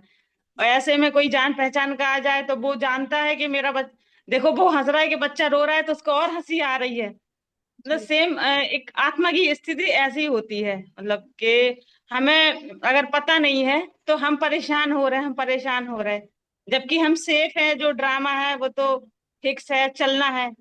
और जब बच्चे को पता चल जाएगा, जैसे कह रहे हम तो पापा की गोद में थे तो खुश हो गए, तो जैसे हम लोग भी खुश हो गए कि अब तो हम ऐसे हैं, तो जो होना है वो तो होना ही है। सही बात। ठीक है। और कोई, पुष्पा बहन आप कुछ कह रहे थे? हाँ जी, हाँ। जैसे हमें ड्रामा का पता चल जाए कि अभी दुख होना है या अभी सुखी होना है ना, सारे ड्रामा के राज हमें पता चल जाए तो हमें सुख की ओर हमारा ध्यान ही ना जाए। तो आने वाले दुख के बारे में सोचते रहे, अब तो ये वाला दुख भी वो आना, तो अब तो है ये नहीं वाला बाबा, दुख भी इसलिए आना। तो कहता है लक्ष्मी नारायण को पता नहीं चलता है कि आगे चल के उनकी डायनेस्टी और उनकी कला गिरेंगी। लेकिन हम अभी, बात तो ये ड्रामा के अंदर के रोल की हो गई। बट आप ये पूरी जर्नी इतनी ब्यूटीफुल उस दिन समझ में आ जाती है जिस दिन आप आत्मा को रियलाइज कर लेते हो। आप ड्रामा से बाहर दृष्टा की सीट पर बाप समान स्थिति बाबा के साथ बैठकर पूरी मूवी को देख पा रहे होते हो, उस दिन आपके सारे प्रश्न खत्म हो जाते हैं।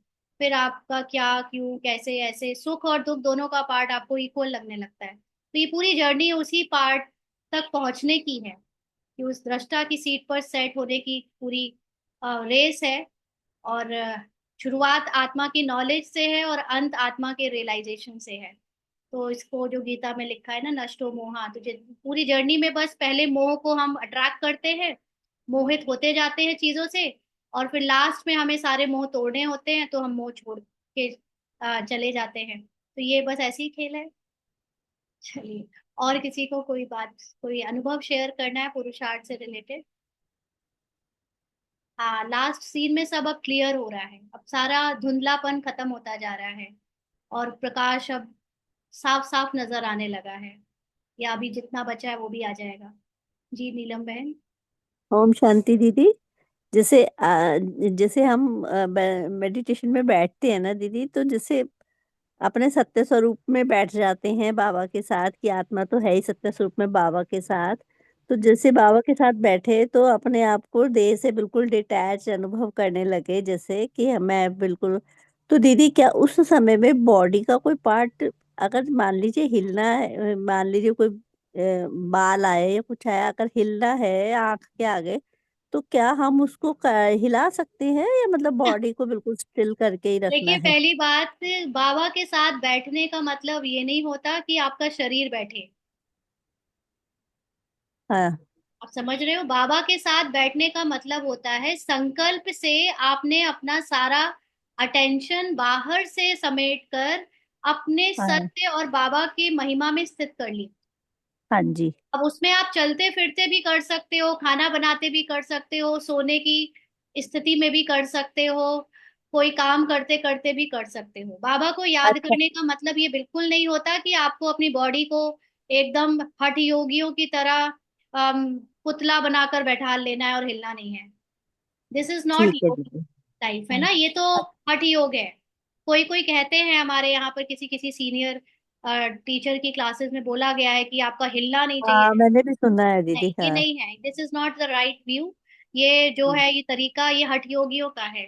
हम सहज योगी हैं, हम कर्म योगी हैं। अगर आप कर्म करते अपनी आत्मा में स्थित नहीं रह सकते, तो फिर आपका वो योग तो बैठने वाला योग कितने देर कर लोगे? घंटा, 2 घंटा? कोई सोचता है हम 8 घंटे बैठने का चार्ट बनाएं। This is nonsense. आपको बाबा यहाँ पे आत्म अभिमानी बनाने आया है। देवी देवता पूरे समय अपने को आत्मा समझकर जीते हैं। हमको ये आखिरी समय में भी अपने को सुबह के जागने से सोते समय तक हर समय आत्मा के ज्ञान और आत्मा के अनुभव में टिकना है। तो आप ये कोई 2 घंटे, 4 घंटे या 8 घंटे बैठकर योग करने वाले योगी नहीं हो, आप निरंतर योगी हो।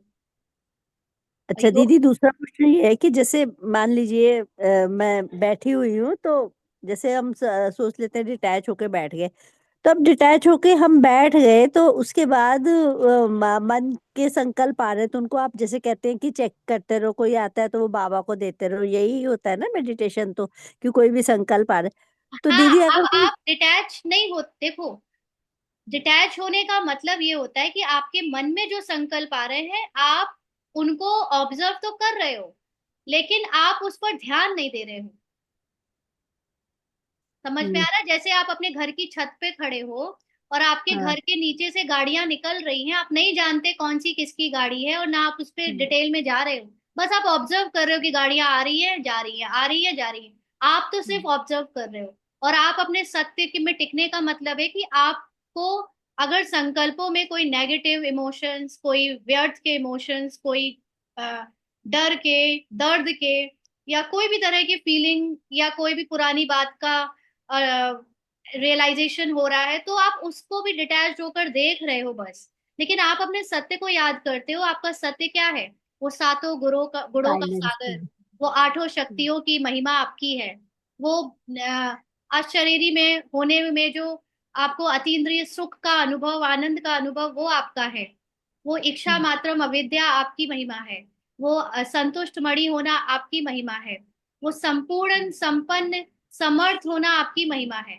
तो ये आप इस महिमा में खोए रहते हो। आप बाबा के साथ कंबाइंड होने का मतलब नॉलेज से जानते हो कि बाबा और मैं कंबाइंड है निराकारी रूप में, और जैसा मेरा बाबा शक्तिशाली सर्वशक्तिवान, वैसे ही मैं सर्वशक्तिवान। ये स्मृति में रहना, डिटैच होना होता है। अच्छा, और दीदी जैसे मान मतलब डिटैच होकर जैसे हम बाबा के साथ बैठे हुए, तो जैसे कोई संकल्प चल ही ना रहा हो, बस बिल्कुल, फिर बस हाँ, मन तो अपने आप ही बोलता ऐसे है। भी केस होती है कभी कभी कि कोई संकल्प नहीं चलता है। तो जैसे वैसे ही है ना, जैसे बताया कि छत पे आप खड़े हो, कभी कभी कोई गाड़ी नहीं निकल रही, तो आपकी रोड एकदम साइलेंट है, तो रोड में कभी गाड़ी निकले या तो कभी उस बिल्कुल समय ना में गाड़ी क्या निकले। करें? तो दीदी उस समय में क्या करें? फिर उस समय में महिमा ही गाते रहूं कि मैं सर्वशक्तिमान बाबा की गाते नहीं संतान रहो, हूँ बाबा। अपने होने का एहसास करो। आत्मा, ओम जो हम कहते हैं ना, आई एम, मैं हूँ। अहम अस्ति, मतलब अस्ति माने मैं हूँ। मेरा, मैं हूँ। हाँ। मैं हूँ इसलिए मैं खड़ी हूँ, मैं हूँ इसलिए मैं देख पा रही हूँ, मैं हूँ इसलिए ये संसार है, मैं हूँ इसलिए ये ड्रामा और ये बाबा है। बाबा भी किस लिए है? क्योंकि मैं हूँ। अगर मैं नहीं तो बाबा भी नहीं। ये सब कुछ तो मेरे होने से है। ये प्रकृति भी मेरे होने से है। तो उस मेरे होने का अनुभव करो। बाबा के मीन्स साथ कंबाइंड होने का मतलब अपने को शक्तिशाली अनुभव करो। मैं सब कुछ कर सकती हूँ, मैं सब कुछ देख सकती हूँ। एक्चुअली करने वाली तो हूं नहीं मैं, बट मैं देखती हूँ कि मेरे पार्ट से सब कुछ हो सकता है। ऐसे ऐसे अपने आप से बातें करो, और इतना सारा बाबा का रोज महिमा, नॉट ओनली महिमा बट वरदान आते हैं, इतना सारा रोज मुरली में ज्ञान आता है, उसको मीन्स रिवाइज करो। जैसे बोलते सेल्फ चेकिंग करो, सेल्फ चेकिंग करो, तो मतलब इसके सेल्फ चेकिंग में यही इसकी ना, करना है मुझे। मैं आपको नीलम बहन एक चीज साफ साफ बताना चाहती हूँ। इसकी कोई रिटन स्क्रिप्ट नहीं है, डूज एंड डोंट्स नहीं है कि ये करो ये नहीं करो। ये हाँ समझ जी। है। आपको जो समझ में आ जाती है चीज, वो ऑटोमेटिकली आपके दिमाग में, आपके कर्मों में, आपके बिहेवियर में उतर जाती है। क्या करो और क्या नहीं करो, ये पुरुषार्थ तो इसने भी नहीं किया है कि ये करो और ये नहीं करो। आप अपनी समझ से समझो ना कि क्या करना, क्या हो रहा है। अब ये तो पूरे दिन सोते समय भी बाबा का ज्ञान चल रहा होता है, झाड़ू लगाते समय भी बाबा का ज्ञान चल रहा होता है, किसी से बात कर रहे हैं उसमें भी बाबा का ज्ञान से ही सारी अंदर ही अंदर चल रही होती है। अब किसी ने समझाया थोड़ी ना कि ये करो और ये नहीं करो। कोई बात समझ में आ गई तो आप अपने आप उसको कर रहे हो ना। कोई उसमें आपको रिटन स्क्रिप्ट नहीं दी जा सकती कि अब आप ये करो आप ये नहीं करो। इतने दिन से जो समझ रहे हो वो अपने आप होना चाहिए, नेचुरली होना चाहिए। इस बात को समझो कि समझ ना से मेरे चलने को बस वाली ये, रास्ता है। मुझे ये ये तो लगता पुराना है जैसे, क्लासिकल पुरुषार्थ नहीं है कि आप सेंटर रोज जो आता है वही सतयुग का 9 लाख में वो राजधानी में आएगा, और जो अमृत वेला उठता है वही राजा महाराजा बनेगा। ये वो क्लासिकल पुरुषार्थ नहीं कर रहे हैं हम लोग कि आपको फिजिकली क्या क्या जो बता दी जाए, आप नियम धारणाएं कर रहे हो तो आप फर्स्ट आ जाओगे, अदरवाइज नहीं आओगे। ये वो नहीं है। ये वो तरीका है ही नहीं बिल्कुल भी। यहाँ तो आप अपने को सत्य में टिकाने के लिए जो समझ अप्लाई कर सको, जो बाबा का ज्ञान याद करके आपके अंदर चल सके, उससे आपकी समझ ही आपको आत्माभिमानी बना दे। कैसे बना दे, कब बना जैसे दे, आज के अलग। उसमें था कि वेस्ट से बेस्ट में, बेस्ट थॉट में मतलब वेस्ट थॉट से बेस्ट थॉट में, आज का जैसे मुरली में पॉइंट था ना, वेस्ट से बेस्ट में आने के लिए था जैसे, तो मान लीजिए मतलब वेस्ट थॉट से बेस्ट थॉट में आना है, सम्मान, स्व को सम्मान देना है, स्वमान मतलब तभी आप पॉइंट था ना कि स्वमान और अभी क्या अपने स्वमान में रहना है, सबको सम्मान देना है। हाँ, सबको सम्मान देना। तो मतलब अब मैं मतलब ये मुरली के इन पॉइंट्स को मतलब रिवीजन करते रहो मतलब। ओम शांति दीदी। यहाँ दीदी अपना अनुभव बताएंगे कि हमने कभी सेंटर भी नहीं गए हैं। सेंटर हफ्ते में ही एक दो बार जा पाते थे हैं। और ऐसे कभी अमृत बेला, नुमाशान योग, ये भी कभी मतलब नहीं बैठ पा रहे थे। पर धीरे धीरे बस चिंतन चलता रहा। और बस एक ये था, कभी क्वेश्चन उठता था कि किसने कहा परमात्मा बिंदु स्वरूप है, तो उसका भी बाबा ने ऐसे साक्षात्कार करवाया। फिर और भी चिंतन चलता रहा, आपकी क्लास चलती रही। धीरे धीरे धीरे चिंतन चलते चलते आप कब उस स्थिति में पहुंच जाते हो खुद भी पता नहीं चलता। उसके लिए कोई स्पेशल कुछ मतलब हमने कभी कुछ किया नहीं। हम सुबह तो कभी उठ ही नहीं पाए। उठते ऐसा नहीं है उठे नहीं, लेकिन मोस्टली छूट जाता था सुबह टाइम, कभी नहीं बैठ पाए। पर चलता रहा नींद में भी। और उठते बैठते चलते फिरते बस चलते चलते ही इतना नीलम अच्छा मैम, अनुभव एक हुआ है। चीज आपसे अभी मैं थोड़ा सा, बाबा ने ऐसे ही टच किया, एक चीज जी। आपको मैं बोलूं। अभी जैसे आपने ना जैसे कई क्वेश्चंस पूछे और इसने जो आंसर समझाया, आपने उस आंसर के बाद पॉज लिए बिना दूसरा क्वेश्चन पूछा, तो ये दर्शाता है कि आपने आंसर को समझा नहीं है, आपने ज्ञान को समझा नहीं है। आप उसको बुरा नहीं मानना, लेकिन ये क्योंकि कोई भी इससे जब क्वेश्चंस पूछता है तो ये तुरंत बता सकती है कि उस आत्मा को जो बाबा समझाएगा वो समझ आएगा या नहीं आएगा। तो आपका चिंतन आंसर की समझ में नहीं जा रहा है, आपका चिंतन क्वेश्चन पूछने में ज्यादा है।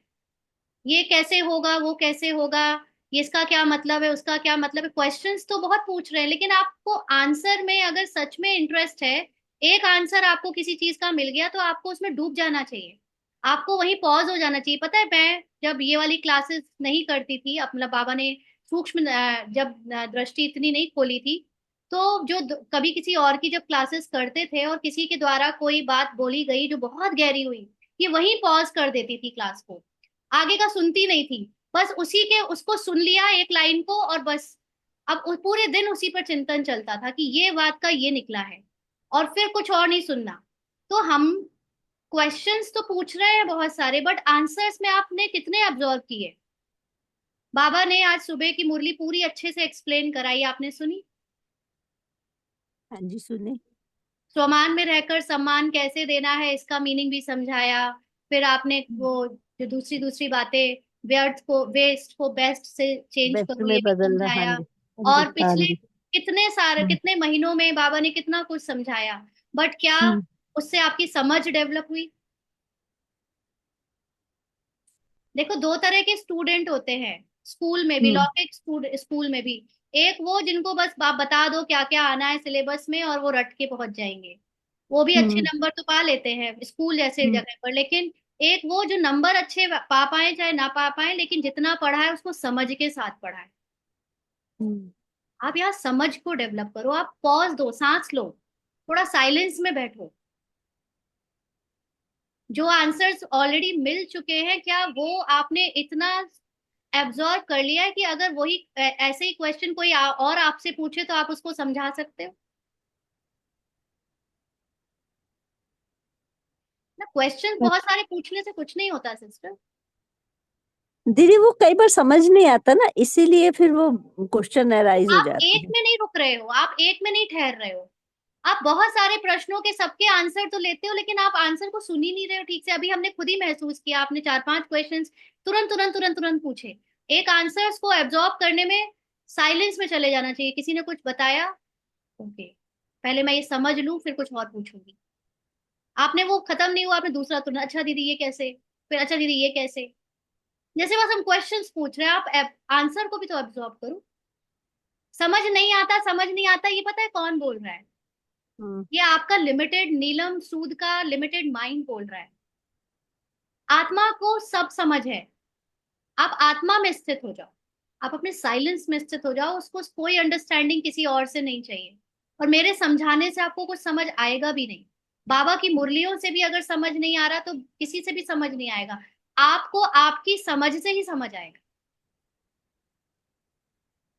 जब आपका चित्त शांत होकर समझने के लिए, स्वीकार करने के लिए साफ होगा, बर्तन साफ होगा, तो उसमें अपने आप सब बैठ जाएगा। ये वाली पढ़ाई लौकिक स्कूल की तरह नहीं है, और ये क्लासिकल थ्योरी की तरह नहीं है जो हम लोग पहले पढ़ रहे थे कि मुरली के 10 पॉइंट सुना दो जी, कोई मुरली भेज रहा है उसमें हाईलाइट करके भेज दिया, ये पॉइंट बाबा ने आज कहे, कि वो नहीं है। यहाँ पर हम लोग समझ पर काम कर रहे हैं। समझ आ गई चीज, अपने आप वो एक्शंस में और कर्मों में और हमारे नेचुरल बॉडी में, बॉडी लैंग्वेज में, चलन चाल और चलन और चेहरे में आ जाती है। समझ पे काम करना है थोड़ा सा, अपने साइलेंस में बैठकर जो बातें अभी तक सुनी है, कोई क्लास को जब सुनो तो शांति में बैठकर मेडिटेटिव अवस्था में सुनो, कुछ और याद ना आए, और जो आंसर उसमें आपको समझाया जा रहा है उस पर पॉज कर दो, समझाने के बाद उसको और दोबारा तिबारा सुनो। उसको पहले, आपको जब तक वो अंदर से कन्विंस ना हो जाओ तब तक उसको सुनो, क्योंकि सारे आंसर्स ऑलरेडी मुरलियों में बाबा दे रहा है, रोज दे रहा है। तो आप ही के अंदर का आंसर है जब निकल आएगा, क्योंकि हर एक की समझने की क्षमता और तरीका अलग अलग होता है। तो आपके अंदर से आप खुद को खुद ही समझा सकते हो कि आपको कौन से तरीके से समझ में आता है। ठीक है जी।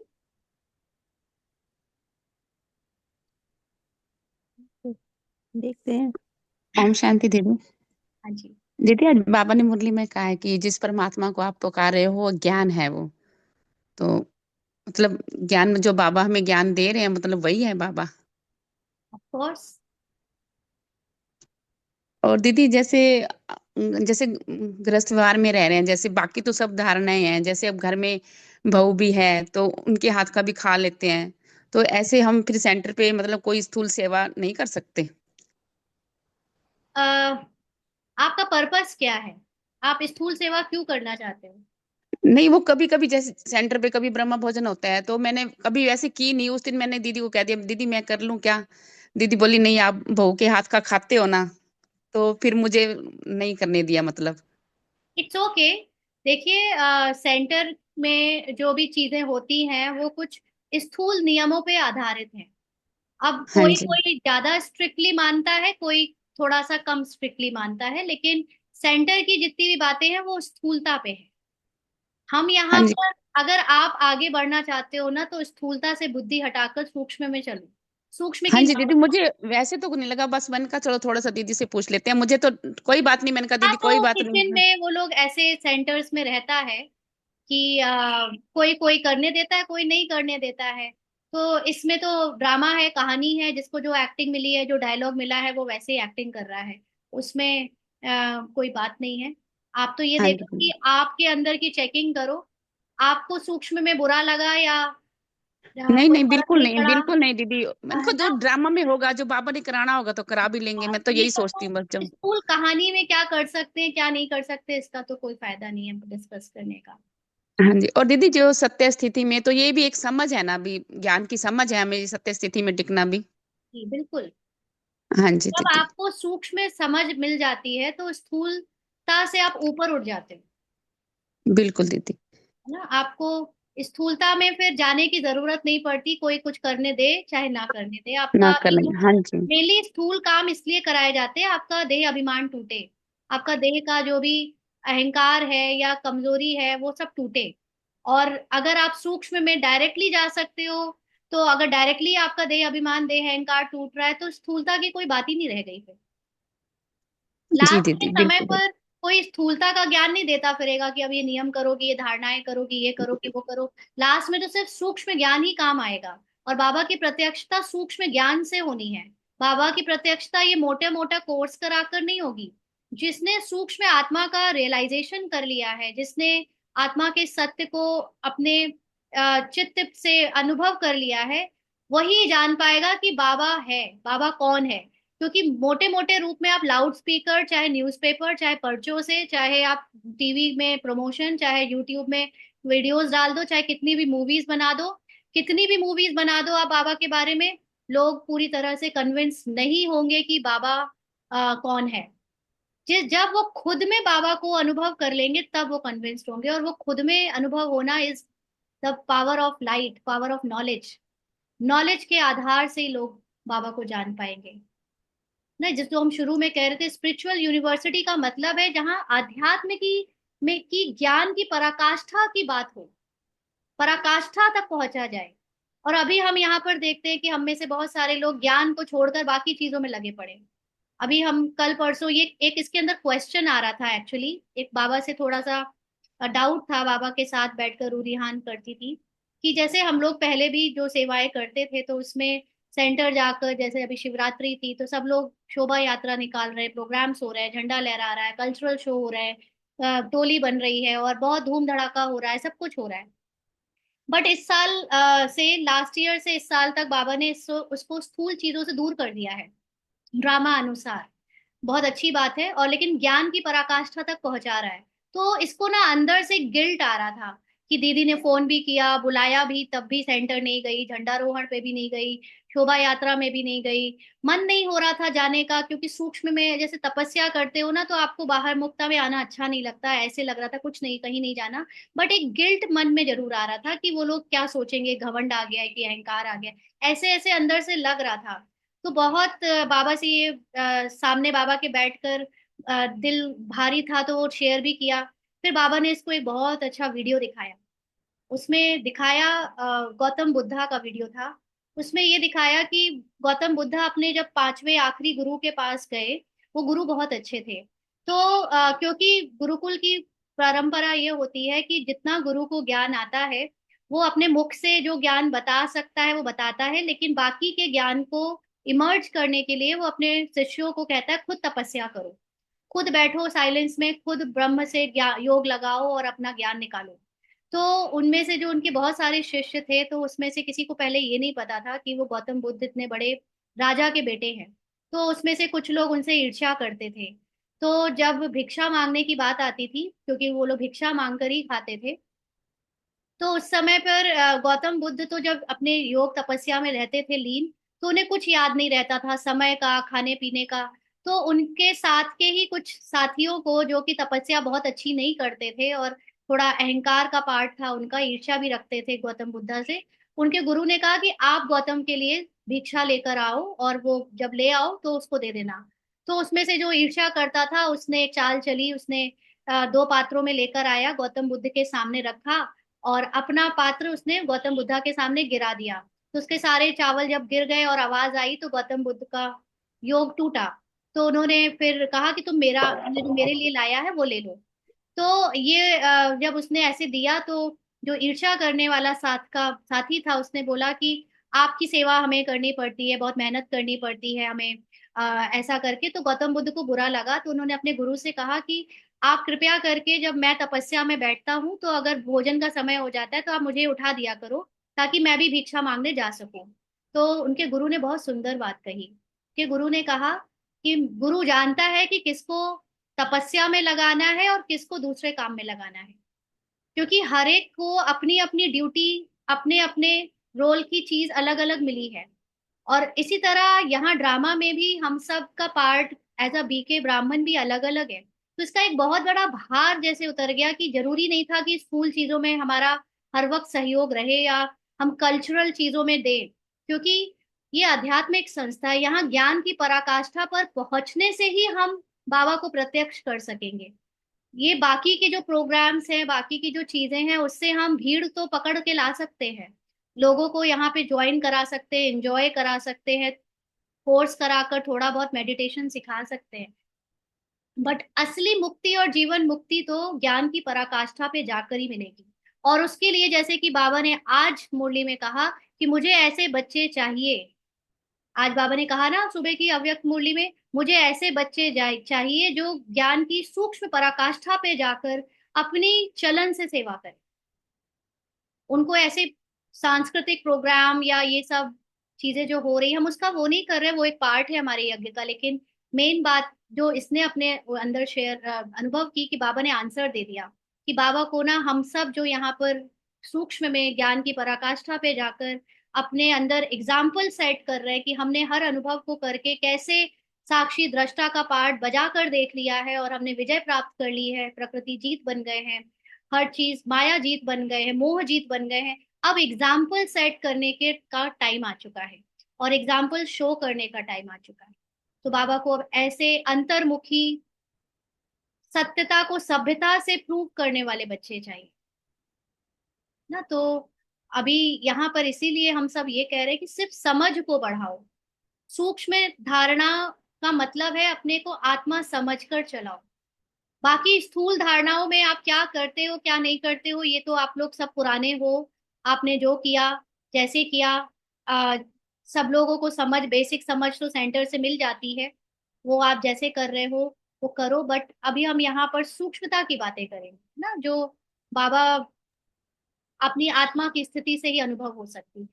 उस स्थिति में चलने का ही अभ्यास करना है हमें। वो समय आ गया है, वो आखिरी घड़ी आ गई है जब स्वरूप से सेवा होनी है। तो स्वरूप में हम तभी आत्माभिमानी हो सकेंगे जब ये ज्ञान को सही तौर से यथार्थ समझेंगे, आत्मा को समझेंगे और परमात्मा को समझेंगे। ठीक है जी, और किसी को कुछ कहना है? ओम शांति दीदी। हाँ जी। दीदी, मन में एक संकल्प आया कि मैं आपसे पूछूं कि जो द लाइट फिल्म है वो आप ऐसे दिखा सकते हो? मैंने खुद ही नहीं देखी, बाबा ने ओहो, दिखाई नहीं इसको। ओके दीदी। बाबा ने इसकी जी जी। सारी इच्छाएं पूरी करी और बाबा, इसको इतना मन था लाइट मूवी दिखाने का, बट आई डोंट नो कुछ रीजन है जिसके कारण बाबा ने इसको ये मूवी दिखाई नहीं। इसको मधुबन जाना था, उस दिन उसके शहर में लगी, इसके घर वालों को इसने भेज दिया, बट बाबा ने इसको नहीं दिखाई, शायद स्थूलता से दूर करने के लिए। क्योंकि कहीं ना कहीं जो कुछ ड्रामा में अभी हुआ उसके ऊपर ही वो लाइट मूवी है, ब्रह्मा बाबा और दादिया और बचपन। बट हमें उसमें नहीं जीना है, वो कहानी का एक हिस्सा है, कहानी में नहीं जीना है, हमें जी कहानी से जी टूट कर जी अभी जी। सूक्ष्म में जाना है। इसलिए बाबा ने इसको ही नहीं दिखाया। ठीक है जी, ये सब राइट्स वैसे जी भी। दीदी, मुझे जस्ट जस्ट दीदी संकल्प आया, सो मैंने पूछा। इट्स ओके दीदी। आपको इतना शायद बड़ा ड्रामा। लाइट, बाबा ज्ञान का लाइट दे रहा है, इसको देखो। बिल्कुल वो बिल्कुल बिल्कुल आपको दीदी, और मन को बिल्कुल सहमत हूँ अच्छा दीदी मैं लगने इस वाला बात से। जी जी कुछ देर का, उससे कुछ नहीं होगा, है ना? जी जी जी दीदी। सारी कहानियों से परे होना है हमको, सब भूल जाना है अभी। और किसी को कुछ कहना है या पूछना है? ठीक है जी, चलिए। Thank you Baba, thank you आप सभी को। ओम शांति।